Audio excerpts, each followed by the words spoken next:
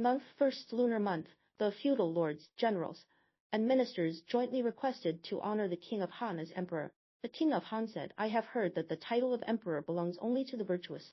An unrealistic title should not be held by one who is unworthy. I dare not assume the imperial throne. The ministers replied, Your Majesty was born humble, yet you eliminated the tyrannical and rebellious, and pacified the world. Those with merit have been enfeoffed as marquises or kings with fiefdoms. If your Majesty does not assume the imperial title, everyone will doubt the validity of their own titles. We risk our lives to beg your Majesty to become emperor. After declining repeatedly, the king of Han had no choice but to say, If you all truly believe this is beneficial to the state, then I will accept. On the day of Jiawu, the king of Han ascended the imperial throne north of the Fan River. The emperor declared that Emperor Yi had no heirs, and since Han's In, the king of Qi, was familiar with the customs of Chu, he re-enfeoffed Han's In as king of Chu, with his capital at Xiapi. Chen Yu, the Marquis of Jianchen, was enfeoffed as king of Yang, with his capital at Dingtao. Han Wangzin retained his title as king of Han, with his capital at Yangshan. War Yui, the king of Hengshan, was renamed king of Changsha, with his capital at Linxiang. Meishuan, a general under Lord Fan, had rendered meritorious service and followed the emperor into Wuguan, so the emperor showed gratitude to Lord Fan. King Biyu, the king of Hua and Zhang Tu, the king of Yan, and Sheng Yao, the king of Shao, retained their original fiefdoms. The empire was roughly pacified. Emperor Gaozi Yu established his capital at Luoyang, and all feudal lords became his vassals. Gong Huan, the former king of Linzhang, had rebelled against the king of Han to support Xiang Yu. Emperor Gaozi Yu ordered Lu Wan and Liu Jie to besiege Linzhang, but they failed to capture it initially. Several months later, Gong Huan surrendered and was executed in Luoyang. In the 5th month, soldiers were immobilized and returned home. The sons of feudal lords who remained in Guanzhong were exempted from RV labor for 12 years. Soldiers who returned to their hometowns were exempted for 6 years and given grain rations for 1 year. Emperor Gaozi Yu hosted a feast in the southern palace of Luoyang. He said, My marquises and generals, do not hide anything from me, speak the truth. Why did I gain the war? Why did the Xiang clan lose it? Dao Qi Duangling replied, Your Majesty is arrogant and fond of insulting others, while Xiang Yu was benevolent and kind to people. Yet when your Majesty sends men to attack cities and seize land, you enfeoff off all conquered territories to them, sharing benefits with the whole world. Xiang Yu, however, envied the virtuous and capable. He framed those with merit, suspected the worthy, ignored others' contributions after victories, and refused to grant fiefdoms after capturing land. This is why he lost the war. The emperor said, You only know one aspect, not the other. When it comes to devising strategies and the tent and winning battles thousands of miles away, in guarding the state, comforting the people, supplying provisions, and keeping supply routes unblocked, I am not as good as Xiao He. In commanding 1,000,000 troops, winning every battle, and capturing every fortress, I am not as good as Han. These 3 are all heroes among men, yet I can employ them. That is why I gained the world. Xiang Yu had only 1 Fan's Ang, but could not use him. That is why he was defeated by me. Emperor Gaozi Yu initially intended to make Luoyang his permanent capital, but Liu Jing, a native of Qi, advised him to move the capital to Guangzhong, and Zhang Liang seconded the suggestion. The emperor set off the same day and established his capital in Guangzhong. In the 6th month, a general amnesty was declared. In the 10th month, Xiang Chu, the king of Yan, rebelled and captured Dai territory. Emperor Gaozi Yu led troops personally to suppress the rebellion, captured Zhang Tu, and immediately enfeoffed Lu Wan, the grand commandant, as king of Yan. He dispatched Fan Kuai, the prime minister, to attack Dai commandery. In the autumn of that year, Li Ji rebelled. Emperor Gaozi Yu led troops to suppress the rebellion in person, but Li Ji escaped. Li Ji had been a general of the Xiang clan. After the Xiang clan's defeat, he proclaimed himself Duke of Chen, did not follow Xiang Yu, and surrendered to Emperor Gaozi Yu, who enfeoffed him as Marquis of Yingshuan. When the emperor arrived in Luoyang and summoned all marquises by name, Li Ji grew fearful and rebelled. In the 6th year 201 BCE, Emperor Gaozi Yu paid his respects to Liu Aigong every 5 days, performing the rituals of a son to his father like an ordinary commoner. Liu Taigong's steward advised him, There cannot be 2 suns in the sky, nor 2 rulers. Now the emperor is your son, but he is also the sovereign. You are his father, but also a subject. How can you let the sovereign kneel before a subject? This will undermine the emperor's authority and dignity. Later, when Emperor Gaozi Yu came to pay his respects, Liu Taigong held a broom, greeted him at the gate, and retreated backward. The emperor was greatly surprised, got off his carriage, and helped Liu Taigong. The emperor is the sovereign, how can I disrupt the empire's laws for my sake? The emperor then honored Liu Taigong as the Grand Emperor Taishan Jihuan. Pleased with the steward's words, he awarded him 500 cat ties of gold. Someone submitted a letter accusing Han Xin, the king of Chu, of plotting rebellion. Emperor Gaozi consulted his ministers, who vied to lead troops to suppress Han Xin. Adopting Chen Ping's scheme, the emperor pretended to tour Yunmeng Marsh and summoned the feudal lords to meet him in Chen County. When Han Xin came to greet him, the emperor seized him. On that day, a general amnesty was declared. Qin came to congratulate the emperor and took the opportunity to advise, Your Majesty has captured Han Xin and established the capital in Qin territory. Qin is geographically superior, surrounded by rivers and mountains, 1,000 li away from the feudal lords, with 1,000,000 armed warriors. Its advantage is 100 times greater than other regions. With such favorable terrain, dispatching troops to the feudal states is like pouring water from a bottle off a high roof. Has the richness of Lanyang Jimo in the east, the natural barrier of Mount Tai in the south, the protection of the Zhuo River in the west, and the resources of the Bohe Sea in the north. Has 1,000,000 warriors, and is 1,000 li away from the feudal lords. Its advantage is 10 times greater than other regions. Thus these two regions are like eastern Qin. Do not envy off anyone as king of Qi except your close sons and brothers. The emperor said, well said. He awarded Jiang Kan 500 cat ties of gold. More than 10 days later, Emperor Gaozi named Hans in the Marquis of Hui Yinan, divided his former fiefdom into 2 states. He said General Liu Jia had rendered repeated meritorious service, so he enfiefed Liu Jia as king of Jin, ruling east of the Hui River. He enfiefed his younger brother Liu Zhao as king of Chu, ruling west of the Hui River. He enfiefed his son Liu Fei as king of Qi, ruling over more than 70 cities. All people who spoke the Qi dialect were placed under Qi's jurisdiction. The emperor then assessed merits, and granted tallies of enfeoffment to all marquises. He relocated Han Wangs into Taiyar. In the 7th year 200 BCE, the Xiang Yu attacked Han Wangs Inn in Mai. Han Wangs Inn took the opportunity to conspire with the Xiang Yu to rebel in Taiyi. Man Qiu Chen and Wang Huang, natives of Beiyu, installed Zhao Li, a former Shao general, as king to lead the rebellion. Emperor Gaozi led troops to suppress it personally. It was extremely cold, and 2 or 3 out of 10 soldiers had their fingers frozen up. They reached Pingchen, where the Xiang Yu besieged the Han army for 7 days before withdrawing. Emperor Gaozi ordered Feng County to stay unpacified, and then fed his elder brother Liu Zong as king of Dar. Emperor Gaozi returned from Pingchen via Xiaoanlu warring to Chenhe. The Changel Palace was completed, and all officials from the prime minister downward moved to Chenhan to handle government affairs. In the 8th year 199 BCE, Emperor Gaozi marched east to Dongyuan to attack the remaining rebels of Han Wang's Inn. Prime Minister Xiao He was constructing the Weiyang Palace, building the eastern gate, northern gate, front hall, armory, and grand granary. Emperor returned and saw the palace's grandeur. He was furious and said to Xiao He, the world is in chaos, people have suffered from war for years, and the success of our cause is uncertain. How can you build such luxurious palace? Xiao He replied, since the world is not yet stable, we can take this opportunity to build the palace. Moreover, the Son of Heaven regards the whole empire as his home. If the palace is not grand, it cannot demonstrate his dignity and authority, and we can also prevent future generations from expanding it further. The emperor was pleased with this explanation. On his way to Dongyuan, the emperor passed through Bor. Guan Gao, the prime minister of Shao, and others plotted to assassinate him, but the emperor felt an ominous premonition and did not stay in Bor. The king of Dai abandoned his fiefdom and fled privately back to Luoring. He was demoted to Marquis of Hiyan. In the 9th year 198 BCE, Guan Gao and his co-conspirators' plot was exposed, and their entire clans were executed. Emperor Gaozi demoted Zhang Nai-o, the king of Xiao, to Marquis of Zhuanping. In the same year he relocated the noble clans of Chu, the Shao Ku, Jing and Hui clans, and the Tiang clan of Qi to Guanzhou. The Weiyang Palace was completed. Emperor Gaozi held a grand audience with the feudal lords and ministers, hosting a feast in the front hall of Weiyang Palace.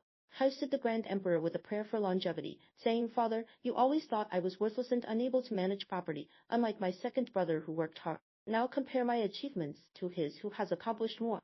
All ministers in the hall cheered, long live. And left. In the 10th year 197 BCE, in the 10th month, King Biu king of Hua in An, Pan Yu king of Liang, Luan king of Yan, Liu Jia king of Chu, Liu Zhao king of Chu, Yu Fei king of Qi, and Wu Yui king of Changsha all came to the Changel Palace to pay homage to Emperor Gaozi. There were no major events in spring or summer. The grand emperor died in the Yuing Palace. The kings of Chu and Liang came to attend the funeral.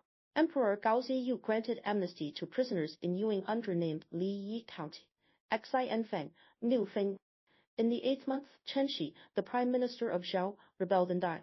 Emperor Gao Ziyu said, Chen Shi once served as my envoy and was very trustworthy. Dai is a region I value highly, so I envy-fed him as a marquis and sent him to guard Dai as prime minister. Now he has actually plundered Dai with Wang Huan and others. The officials and people of Dai are innocent, grant them amnesty. Emperor Gao Ziyu led troops ceased to attack Chen Shi. Upon arriving in Han, he said happily, Chen Shi did not occupy Han and unused the Xiang River as a barrier. I knew he would not succeed. Hearing that Chen Shi's generals were all former merchants, the emperor said, I know how to deal with them. He lured Chen Shi's generals with gold, and many of them surrendered. In the 11th year 196 BCE, Emperor Gao Zi was still in hand, not having completely eliminated Chen Shi and his followers. Chen Shi's generals led more than 10,000 men in guerrilla warfare. Wang Huan camped in Tuyuni. Zhang Chen crossed the Yellow River to attack Liao Chen. The Han army dispatched General Gong Meng and He generals to counterattack, routing the rebels.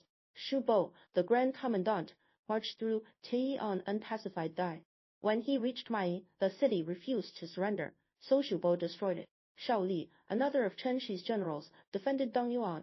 Emperor Gao Ziyu attacked Dongyuan, but failed to capture it initially. After more than a month, rebel soldiers insulted the emperor, enraging him. When Dongyuan surrendered, the emperor ordered those who had insulted him to be beheaded, while sparing those who had not. He then carved out the land north of Mount Changsha and from Shao, and then fed his son Liu Heng as king of Dai, with his capital at Jinyan. The Marquis of Huiyin plotted rebellion in Guanzhong and was executed along with his entire clan. The king of Yang plotted rebellion. He was stripped of his title and exiled to Shu Commandery. When he attempted to rebel again, he was executed along with his entire clan. Emperor Gao Ziyu fed his son Liu Hu as king of Liang and his son Liu Yu as king of Huiyang. In the 7th month of autumn, King Biyu, the king of Hua and An, rebelled. He and ex-Liu Jia as fiefdom king of Jing to the east crossed the Hui River to the north, and Liu Zhao king of Chu fled to Zukao. Emperor Gao Ziyu led troops to attack King Biyu personally and then fed his son Liu Cheng as king of Hua and An. In the 12th year 195 BCE, in the 10th month, Emperor Gao Ziyu attacked King Biyu's army at Huashawa. King Biyu fled, and the emperor ordered his secondary generals to pursue him. The emperor withdrew his troops and returned, passing through Pei County, where he stayed. He hosted a feast in the Pei Palace, summoning his old friends and the elders and young men of his hometown to drink freely. He conscripted 120 boys from Pei and taught them to sing. When the wine had loosened his inhibitions, the emperor played the zhu, a stringed instrument, and composed a song himself, singing, The great wind rises, and the clouds soar, my might spans the land, and I return to my hometown. How can I obtain brave men to guard the four corners of the realm? He ordered the boys to sing along. The emperor then stood up and danced, his emotions surging with sadness, and tears streamed down his face. He said to the people of Pei, A wanderer longs for his hometown. Though I have established the capital in Guangzhong, my soul will still wish to return to Pei after my death. Moreover, I began as Lord Pei to eliminate the tyrannical and finally gained the world. I designate Pei as my fief for ritual purposes, exempting its people from taxes and labor, forever and ever. Men and women of Pei drank joyfully every day, recalling old times unjusted. After more than 10 days, the emperor wanted to leave, but the people of Pei insisted on retaining him. The emperor said, I have too many followers, you elders cannot support us all. He then departed. The people of Pei turned out in full force, bringing food and wine to present to him west of the city. The emperor stayed again, hosting a tent feast for 3 days. The people of Pei Cao Ao Eden said, Pei is fortunate to be exempted from taxes and labor, but Fengyi has not been granted the same favor. We beg your majesty to pity the people of Fengyi. The emperor said, Fengyi is where I grew up, I could never forget it. I only refused to exempt it because its people followed Yang Kai in betraying me to join Wei. The people of Pei begged persistently, so the emperor finally exempted Fengyi from taxes and labor, treating it the same as Pei.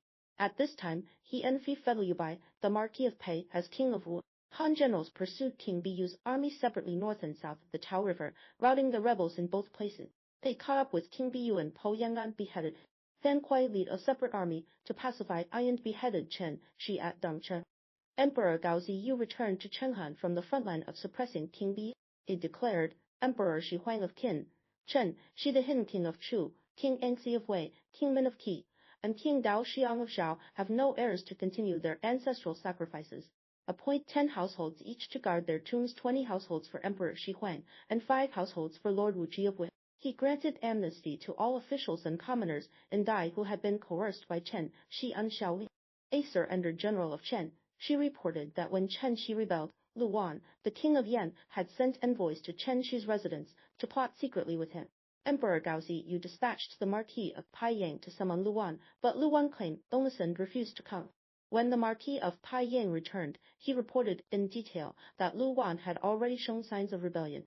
Emperor Gaozi Yu sent Fan Kui and Zhu Bo to lead troops to attack Lu Wan, and granted amnesty to the officials and commoners of Yan who were involved in the rebellion.